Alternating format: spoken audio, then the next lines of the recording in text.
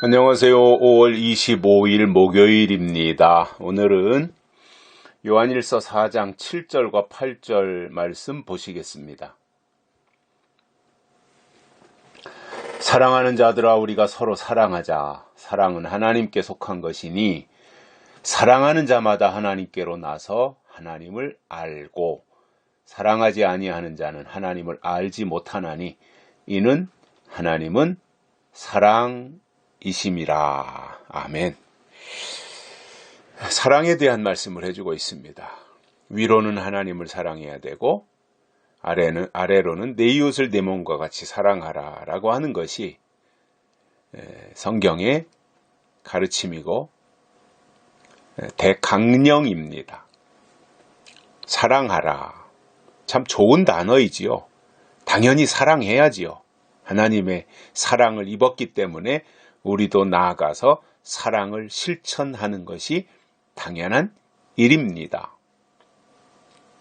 그런데 문제는 이런 겁니다. 사랑을 어떻게 하느냐라는 거예요.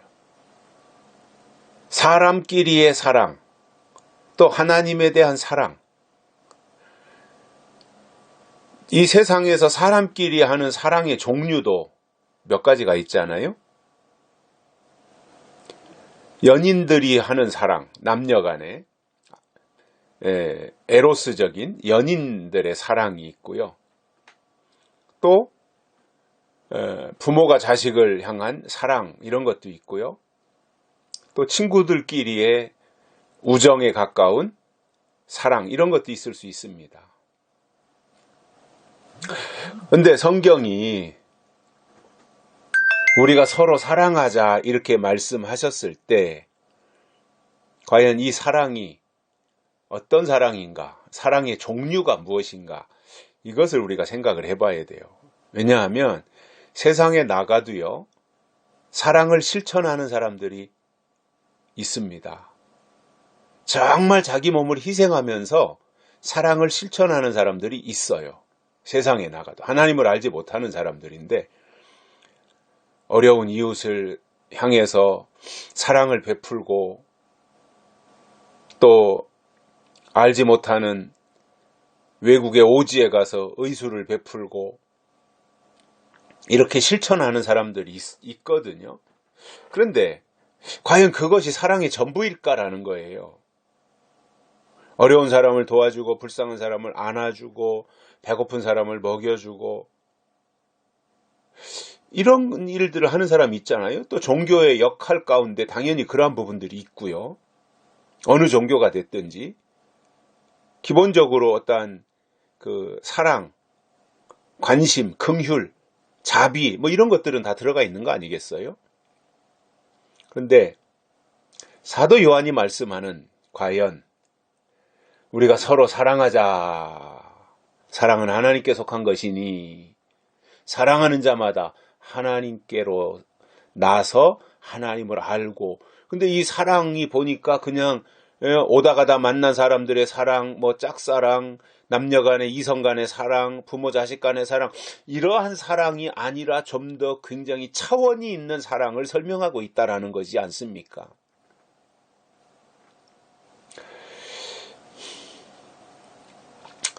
기독교가 사랑의 종교라고 합니다. 그러면서 희생을 강조합니다. 어려운 사람들을 도와줘야 되고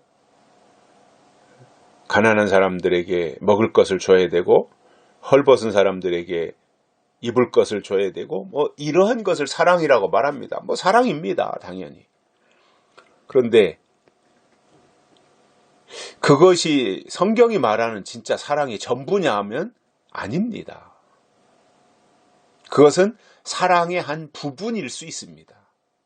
또 당연히 그러한 사랑도 우리가 실천하고 베풀어야 되는 것은 맞습니다. 그런데 성경이 말씀하는 진정한 의미의 사랑이 뭐냐면 예수님이 요한복음 14장에서 말씀하신 것처럼 나의 계명을 가지고 지키는 자라야 나를 사랑하는 자니 이렇게 말씀하신 대전제가 나오잖아요. 나의 계명을 가지고 지켜야 나를 사랑하는 자다. 즉 예수님을 사랑한다고 하는 것이 뭐냐면 하나님이 주신 계명을 지키는 것이다 이 말입니다.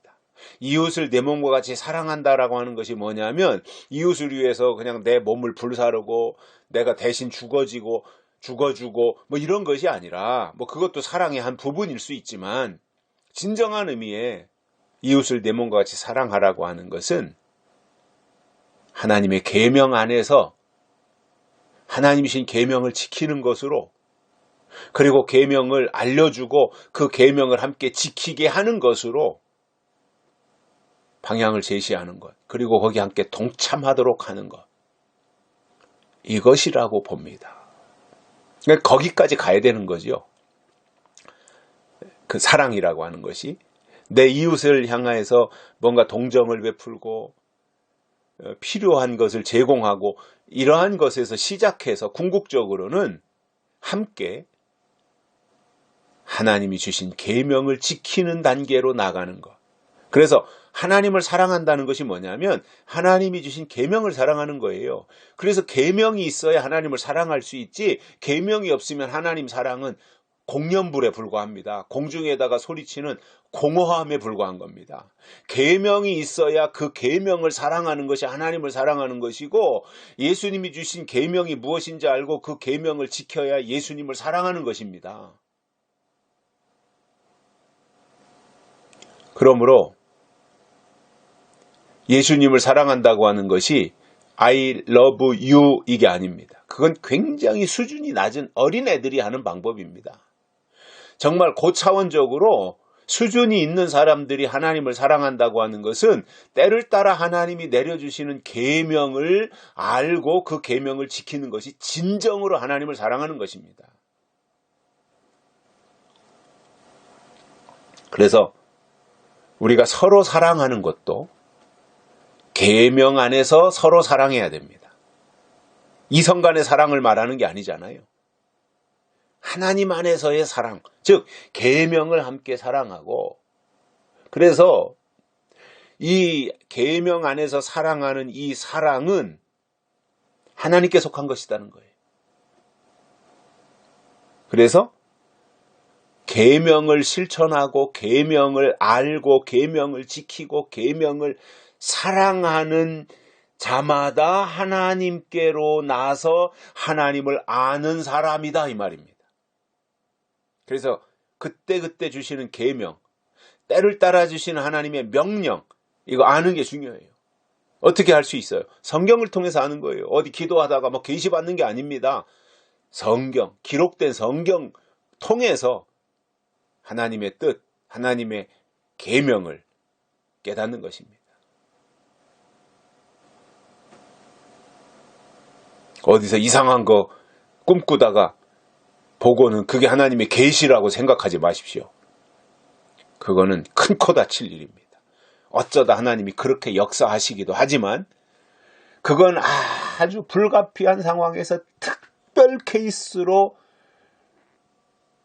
하시는 방법이라면 그거를 기대할 게 아니라 하나님이 늘상 우리에게 말씀해 주시는 성경을 통해서 하나님의 뜻을 또는 하나님의 계명을 알고 깨달으려고 하는 시도가 중요하다 그 말이에요. 그리고 그것이 하나님을 사랑하는 방법이고 이웃을 사랑하는 방법이 되는 겁니다.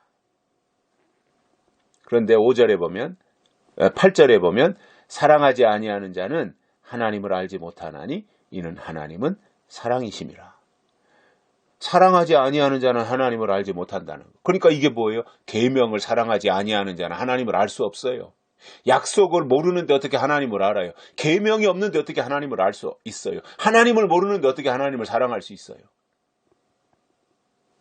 오늘 이 시대에 하나님이 우리에게 주신 명령이 있습니다. 그 명령을 지키는 것이 하나님을 사랑하는 것입니다. 여기까지 하겠습니다. 고맙습니다.